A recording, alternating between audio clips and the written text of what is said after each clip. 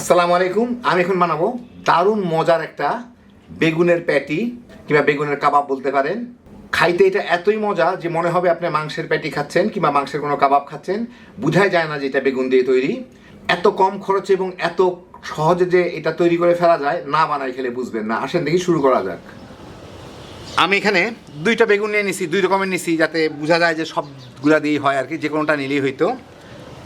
বাসায় এটা ছিল সেজন্য ব্যবহার করে ফেলতেছি। যাই হোক, বেগুনটাকে আমি একটু কেটে এটাকে আমি কোড়ায় নিব। তো এটা যথেষ্ট ভালো সাইজ আছে, মানে ছোট সাইজ আছে, আমি করে কিছু দরকার নাই। আর বড়টাকে আমি 4 ভাগ করে নিব যাতে আমার কোড়াইতে সুবিধা হয়। কিভাবে কোড়াবো আমি দেখাচ্ছি আপনাদেরকে। কেটে নিলাম। এখন একটা এই যে আমাদের গ্রেটারের এই বড় জায়গাটা দিয়ে আমি এগুলাকে সবগুলাকে একদম সুন্দরভাবে কোড়ায় নিব।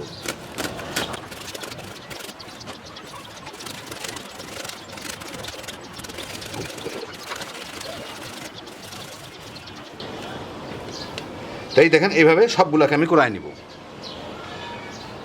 সবগুলা বেগুনকে আমি কোড়ায় নিলাম। এখন এর সাথে আমি কিছু লবণ মেখে রেখে দিব 10 মিনিটের মতো। তাহলে বেগুনগুলা নরম হয়ে যাবে, পানি ছেড়ে দিবে। বেশ ভালো পরিমাণ লবণ মিশাবো। দেখেন এখনই কতটুকু হয়ে গেল। যাই হোক, ভালো মতো মিশিয়ে দিলাম। এটাকে আমি 8-10 মিনিট রেখে দিব এইভাবেই।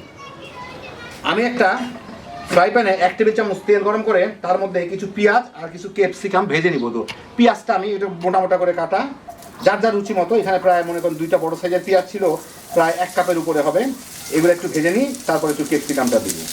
আমি হাই হিটে ভাজতেছি পেঁয়াজটা যাতে নরমের আগে যাতে একটু বাদামি কালার আসে আর কি,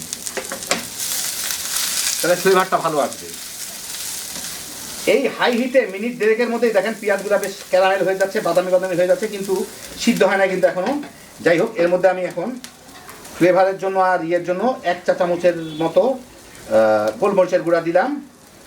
স্বাদ মতো লবণ দিয়ে দিব। দিয়ে এইটাকে একটু নাড়াচাড়া করে গোলমরিচটা একটু ভেজে নিই। একটু ভাজা হইলে ভালো ফ্লেভার আসে। এই কয়েক সেকেন্ড ভেজেই এর মধ্যে আমি একটা ক্যাপসিকাম কেটে রাখছি। এটা কিন্তু হলুদ ক্যাপসিকাম না, এটা বাংলাদেশি এখন যে ক্যাপসিকামগুলো হয় তার মধ্যে এখন বিভিন্ন কালার শুরু হয়ে গেছে। ওই সবুজটার সাথেই হলুদ রং অংশটা ছিল। যাই হোক, একটা আস্ত ক্যাপসিকাম আমি এর সাথে দিয়ে একটু নাড়াচাড়া করে নিব। ক্যাপসিকাম কিন্তু বেশি ভাজলে কিংবা বেশি সিদ্ধ হইলে এর কালার, ফ্লেভার, টেস্ট তিনটাই চলে যায়। সেই জন্য অল্প একটু ভাজলেই হবে। এটা এই মিনিট খানেক ভেজেই আমি চুলাটা বন্ধ করে দিই, নাহলে এটা পুরো গলে যাবে ক্যাপসিকামগুলা। একটু ঠান্ডা করেই আমি এখন বেগুনটা ভাজা শুরু করব। 10 মিনিট পরে আমি বেগুনগুলার থেকে পানিগুলা, এই যে দেখেন অনেক পানি ছেড়ে দেয় এটা, এই পানিগুলোকে আমি চিপে নিয়ে নিব। বেগুনগুলোকে শুকনা শুকনা করে নিয়ে নেব। এই যে চিপে পানিগুলোকে ফেলে আমি নিয়ে নেব।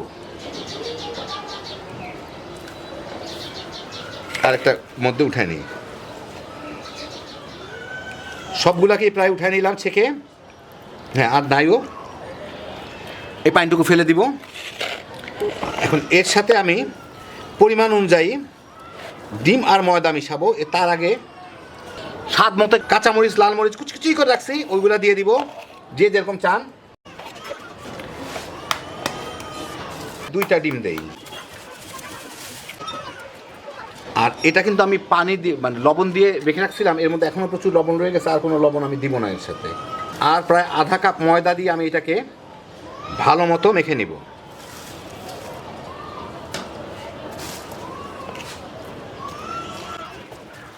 লবণ লাগার দরকার নাই, তারপরেও কেউ একটু টেস্ট করে নিয়েন যে লবণ লাগবে কিনা, যার যার রুচি মতো। ভালো মতোই মিললো। এখন আমি আর একটা কাজ করি, একটু ফ্লেভারের জন্য 1 চা চামচ গোলমরিচের গুঁড়া দিয়ে দিই। আগেও দিতে পারতাম, পরে মনে হলো দিলে ভালো হবে। মেখে দেখি।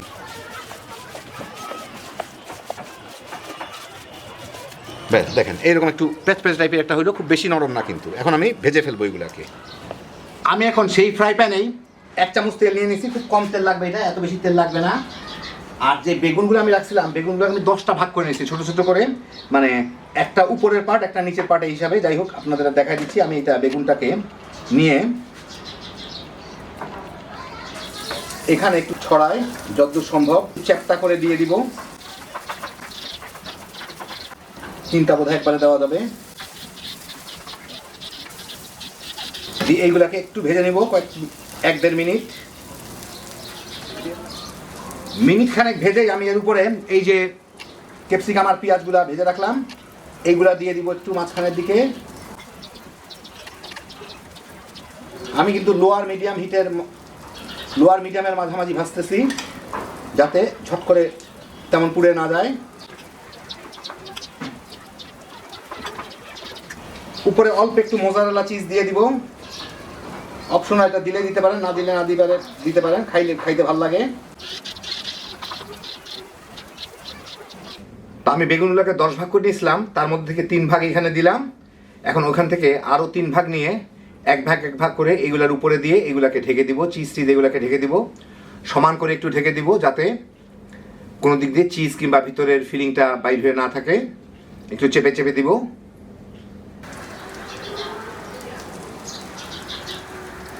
মাঝখানে যাতে পুরটা থাকে।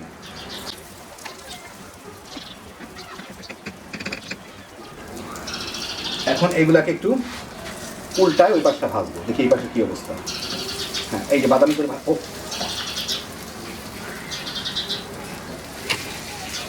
ছুটে গেছে, অসুবিধা নাই, ঠিক হয়ে যাবে একটু ভাজলেই। এই পাশটা এইভাবে বাদামি করে ভেজে নিই।